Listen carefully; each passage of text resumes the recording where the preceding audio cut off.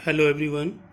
आज हम इस वीडियो लेक्चर में डिस्कस करने जा रहे हैं फ्लोटिंग पॉइंट रिप्रेजेंटेशन, जिसको हम IEEE representation of floating numbers बोलते हैं। सबसे पहले IEEE क्या होता है? IEEE stands for institute of electrical and electronics engineer. अब बात करते हैं फ्लोटिंग पॉइंट रिप्रेजेंटेशन की। तो सबसे पहले आपको पता होगा कि डेटा टाइप रिप्रेजेंटेशन दो टाइप के होते हैं, fixed representation and floating representation. Fixed representation का मतलब यहाँ पे है कि आपकी कोई भी डेसिमल वैल्यू है, जैसे 7, -7, इनको जब आप बाइनरी में या कंप्यूटर प्रोग्रामिंग लैंग्वेज में डिस्क्राइब करते हैं, उसको हम बोलते हैं फिक्स्ड रिप्रेजेंटेशन। लेकिन आपके रियल लाइफ सिनेरियो में आपको ज़रूरी नहीं है कि आपको कोई भी इंटीजर फिक्स्ड मिले, कि आपको कंप्लीट नंबर मिले। हो सकता आपको फ्रैक्शनल नंबर भी मिले। तो जो फ्लोट नंबर होते हैं, जिनको हम डेसिमल से रिप्रेजेंट करते हैं, उन नंबर्स को रिप्रेजेंट करने के लिए हमें फ्लोटिंग पॉइंट रिप्रेजेंटेशन या IEEE 754 स्टैंडर्ड को यूज़ करना पड़ता है।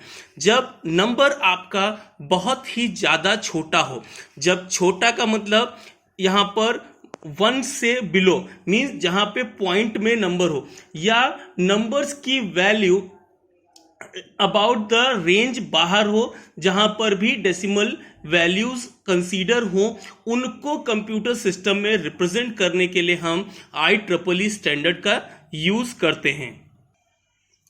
अब यहाँ पे जो फ्लोटिंग पॉइंट नंबर होता है, वो मेंटिसा और एक्सपोनेंट के बीच में डिस्क्राइब होता है, या इन मेंटिसा और एक्सपोनेंट के फॉर्म में स्टोर होता है। अभी हम डिस्कस करेंगे कि मेंटिसा क्या होता है और एक्सपोनेंट क्या होता है।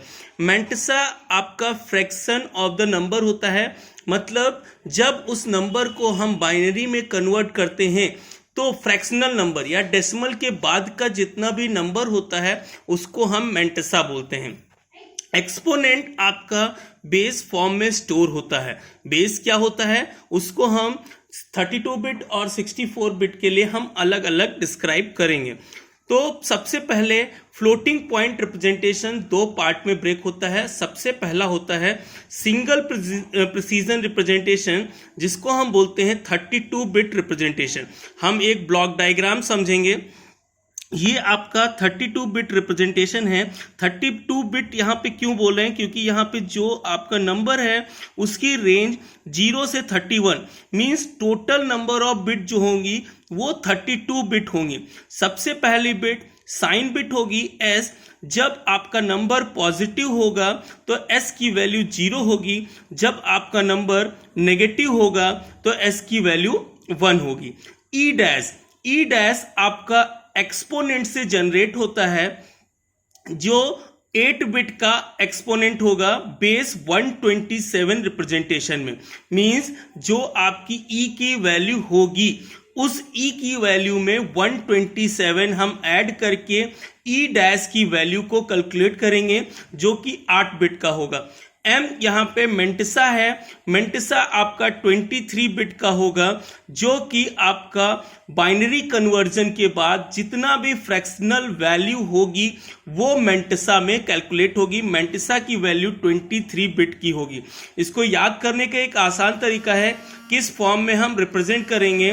तो SEM जो आपका सेमेस्टर होता है, सेम उसी फॉर्म में सबसे पहले S देन E फिर M, उस फॉर्म में हम क्या करते हैं, इसको रिप्रेजेंट करते हैं। अब हम इसको आगे देखते हैं।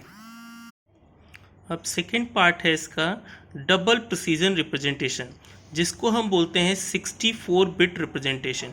यहाँ पर भी फॉर्मेट सेम है, SEM। S for sign of number means 0 for positive and 1 for negative। E dash यहाँ पे 11 बिट का होगा एक्सपोनेंट, जिसको हम 123 बेस को ऐड करके जनरेट करेंगे। M फॉर मेंटिसा यहाँ पर 52 बिट का होगा। तो यहाँ पर हम देखेंगे 0 to 51 मेंटिसा, 51 to 62 11 बिट का यहाँ पे एक्सपोनेंट ई डैश है, देन 1 बिट का क्या है, S for sign bit. Floating point representation में हमको एक टर्म यूज करना पड़ता है, नॉर्मलाइजेशन प्रोसेस। तो नॉर्मलाइजेशन प्रोसेस क्या होता है, जब हम किसी भी नंबर को बाइनरी नंबर में कन्वर्ट कर लेते हैं, उसके बाद हमें नंबर को नॉर्मलाइज करना पड़ता है।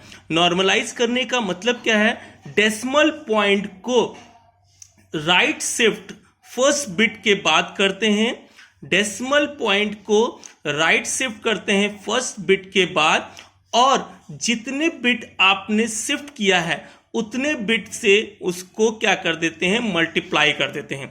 जैसे अगर हम यहां देखें, decimal point shifted to right of the first bit and number is multiplied by correct scaling factor to get the same number. अगर हम एग्जांपल देखें, 111101.10000110, इसको अगर हम नॉर्मलाइज फॉर्म में लिखें तो 1.00, मतलब ये जो आपका डेसिमल था, इसको हमने क्या कर दिया है, फर्स्ट बिट के बाद पुट कर दिया है। डेसिमल हमारा क्या हो गया, फर्स्ट बिट के बाद पुट हो गया, और कितने बिट हमने शिफ्ट किया, 1 2 3 4 5। तो हमने 5 बिट को क्या किया, शिफ्ट किया, इसीलिए हमने 2 की पावर 5 से क्या कर दिया, इसको मल्टीप्लाई कर दिया। तो ये जो 5 है स्केलिंग फैक्टर है, इसको हम बोलते हैं ई। देन डेसिमल के बाद एंड तक जितनी भी बाइनरी वैल्यू लिखी हुई है, ये आपका क्या होता है, मेंटेसा होता है। ये आपका नॉर्मलाइजेशन। एक बार मैं फिर से बता देता हूं, नॉर्मलाइजेशन क्या होता है। नॉर्मलाइजेशन प्रोसेस आपका वो होता है जब आप डेसिमल वैल्यू को राइट बिट की फर्स्ट बिट के बाद शिफ्ट करें, और जितनी बिट आपने शिफ्ट किया है उतने स्केलिंग फैक्टर से वैल्यू को मल्टीप्लाई कर दें, तो सेम नंबर आपको मिलता है। वो आपका क्या होता है, नॉर्मलाइजेशन प्रोसेस होता है। जो आपका स्केलिंग फैक्टर है उसको हम एक्सपोनेंट बोलते हैं, और डेसिमल के बाद की जितनी भी वैल्यू होती है वो आपकी मेंटेसा कहलाती है। अब हम एक एग्जाम्पल के थ्रू देखेंगे कैसे हम फ्लोटिंग पॉइंट रिप्रेजेंटेशन करते हैं। Steps for floating point representation. तो सबसे पहला जो हमारा स्टेप होता है, convert the decimal number in binary format. जो भी आपको डेसिमल नंबर दिया है उसको बाइनरी फॉर्मेट में कन्वर्ट करें। Then normalise the number, specify M for mantissa, E for exponent, S sign bit. ये आपको नॉर्मलाइजेशन के बाद आपको स्पेसिफाई करना होता है। Then third, represent 32 bit and 64 bit by adding the correct base. For 32 bit e dash equal to e plus 127। यहां पर 127 क्या है, ये आपकी बेस वैल्यू है। For 64 bit e dash equal to e plus 1023। 1023 क्या है, ये आपकी बेस वैल्यू है। इसको आप ऐड करके एक्सपोनेंट मींस स्केलिंग फैक्टर में बेस को ऐड करके आप ई डैश को कैलकुलेट करते हैं। मतलब सबसे पहले आपने डेसिमल नंबर को बाइनरी फॉर्मेट में कन्वर्ट किया, उसके बाद नंबर को नॉर्मलाइज किया, नॉर्मलाइज करने के बाद मेंटेसा, स्केलिंग फैक्टर और साइन बिट को रिप्रेजेंट किया। उसके बाद 32 और 64 बिट को रिप्रेजेंट करने के लिए हमने करेक्ट स्केलिंग बेस को ऐड करके हमने ई डैश की वैल्यू को कैलकुलेट कर लिया। अब हम एग्जांपल देखते हैं। यहां पर एग्जांपल है -79.1258 डेसिमल में। तो सबसे पहले स्टेप हमने आपको बताया था, convert the number in binary format. तो नंबर जो आपको ये नंबर दिया हुआ है 79528, तो ये आपको इसको दो पार्ट में ब्रेक कर लीजिए। कंप्लीट नंबर एक पार्ट में और डेसिमल नंबर एक पार्ट में। हमने क्या किया, 79 को अलग किया और 0.1258 को हमने अलग किया। अब 79 को बाइनरी में कन्वर्ट करने के दो तरीके हैं। एक, क्योंकि आपको सेमेस्टर में कैलसी अलाउ होता है, तो आप डायरेक्ट आप क्या कर सकते हैं, कैलसी से निकाल सकते हैं वहां पे बेस चेंज करके। लेकिन अगर आपके पास कैलसी नहीं है तो उसको निकालने का एक आसान तरीका होता है कि आप नंबर को 2 से डिवाइड करते जाएं, क्योंकि हमें बेस 2 में कन्वर्ट करना है, इसीलिए हमने 2 से डिवाइड करते गए। 2 डिवाइड बाय 79 आपका 39 आएगा, रिमाइंडर 1 बचेगा। 2 डिवाइड 39, 19 आया, रिमाइंडर 1, 2, 9, रिमाइंडर 1। इसी तरीके से 2 से डिवाइड करके आप क्या कर सकते हैं, उसको पूरा का पूरा कैलकुलेट कर देंगे। जब आप 79 का बाइनरी लिखेंगे तो आप bottom to top means bottom से स्टार्ट करके टॉप तक जाएंगे। तो हमने यहाँ पे 79 को 1001111 बेस 2 में लिखा। अब बात आती है जो फ्रैक्शनल आपका वैल्यू था उसको बाइनरी में कैसे कन्वर्ट करें। तो उसको बाइनरी में कन्वर्ट करने के लिए हमने क्या किया, 0.1258 इंटू 2 किया तो 0.256 हुआ। यहाँ पे आपका जो कंप्लीट वैल्यू 0 आई क्योंकि यहाँ पे कोई भी कंप्लीट वैल्यू नहीं आई। देन रिपीट करेंगे तब तक जब तक कोई भी कंप्लीट वैल्यू यहाँ पे जनरेट नहीं हो जाती है, या 0 या 1 के फॉर्म में ही आएगा। जैसे ही यहाँ पर 1 आएगा तो हम स्टॉप कर देंगे। तो 256 2516 इंटू 2 तो 5032, यहाँ पे भी 0, 5032 इंटू 2 1.0064, यहाँ पे क्या आ गया, 1 एक वैल्यू आ गई। इसको टॉप टू बॉटम लिखते हैं। तो कंप्लीट जो हमारा नंबर था 79.1258, इसका हमारा बाइनरी कन्वर्ट हुआ 1001111.001। ये आपका बाइनरी कन्वर्ट हो गया। तो स्टेप 1 आपका कंप्लीट हो गया कि convert the number in binary format. अब हम स्टेप 2 की ओर फॉरवर्ड होंगे कि नॉर्मलाइज द नंबर। अब हम नॉर्मलाइज करने जा रहे हैं नंबर।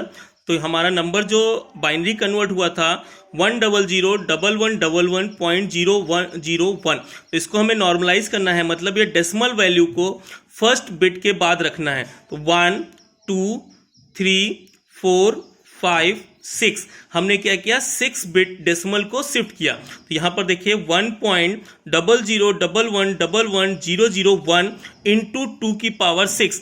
2 की पावर 6 यहाँ पे इसलिए आया क्योंकि हमने 6 बिट डेसिमल वैल्यू को शिफ्ट किया। अब यहाँ पे देखिए s इक्वल टू 1 मिला। क्यों s इक्वल टू 1 मिला? क्योंकि आपका नंबर नेगेटिव था। नंबर आपका नेगेटिव था, -79.1258 था, इसीलिए हमने s की वैल्यू को 1 लिखा। मेंटिसा आपका डेसिमल के बाद जो भी नंबर होता है 00, 11, 11001, तो ये आपका मेंटिसा हो गया। ई की वैल्यू आपकी 6 आई क्योंकि ई आपका क्या होता है, स्केलिंग फैक्टर होता है, तो ई की वैल्यू 6 आई। अब हम 32 बिट रिप्रेजेंटेशन करने जा रहे हैं। 32 बिट रिप्रेजेंटेशन करने के लिए आपको ई की वैल्यू मिल गई है, तो हम ई डैश की वैल्यू कैलकुलेट करेंगे। ई डैश की वैल्यू क्या होती है, ई प्लस 127। 127 क्या है, यहाँ पर 32 बिट के लिए बेस वैल्यू है। 32 बिट के लिए बेस वैल्यू को ऐड कर देंगे, 6 प्लस 127 इक्वल टू 133। ये आपका डेसिमल नंबर है। तो इसको आपको ई डैश की जगह फिल करना है, वो भी बाइनरी फॉर्मेट में। तो 133 को बाइनरी कन्वर्ट करेंगे। सेम प्रोसीजर से बाइनरी कन्वर्ट कर लेंगे, या तो आप डायरेक्टली कैलसी से कन्वर्ट कर लीजिए, या आप 2 से डिवाइड कर करके आप उसको निकालिए। तो हमारा क्या आया, 100000101। अब हमने फॉर्मेट में फिल किया। सबसे पहला आपका ब्लॉक होता था S for sign bit. Sign आपका यहाँ पे 1 है क्योंकि आपका नंबर नेगेटिव है। ई डैश की वैल्यू आपने अभी बाइनरी कन्वर्ट कर लिया, 100000101, उससे आपने फिल किया। मेंटिसा यहाँ पे आपका 23 बिट का है।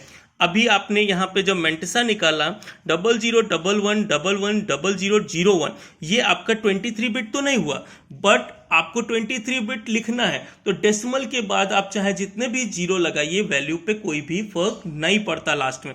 तो इसीलिए मैंने क्या किया, इसको 23 बिट बनाने के लिए डैश डैश डैश आखिरी में जीरो लिख दिया, ये कंसीडरेबल होता है। तो ये पूरा का पूरा जो रिप्रेजेंटेशन हो गया, ये 32 बिट का हो गया, जहां पर साइन बिट आपका 1 बिट का है, एक्सपोनेंट ई डैश आपका 8 बिट का है, और मेंटिसा आपका 23 बिट का है। अब हम देखेंगे डबल प्रिसीजन रिप्रेजेंटेशन, जिसको हम बोलते हैं 64 बिट रिप्रेजेंटेशन।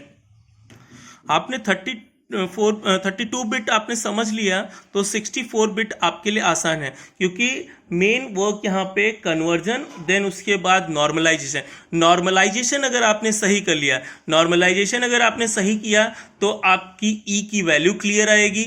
ई की वैल्यू सही हो गई, एम की वैल्यू सही हो जाएगी, तो ई की वैल्यू सही हो जाने के बाद आप ई डैश की वैल्यू इजीली निकाल लेंगे।